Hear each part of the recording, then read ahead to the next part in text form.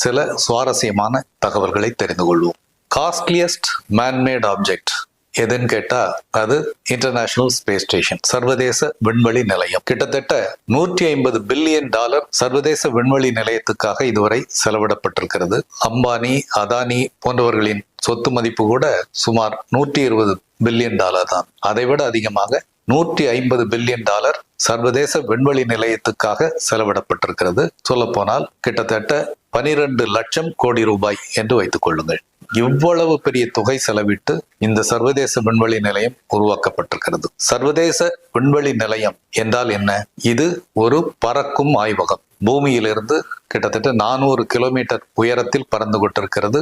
தலை தெறிக்கும் வேகத்தில், மணிக்கு 28,000 கிலோமீட்டர் வேகத்தில் பறந்து கொண்டிருக்கிறது. அங்கு பல்வேறு ஆய்வுகள் நடந்து கொண்டிருக்கின்றன. எதிர்காலத்தில் மனித குலமே ஒரு ஸ்பேஸ் ஃபேரிங் சிவிலைசேஷனா மாறப்போகுது.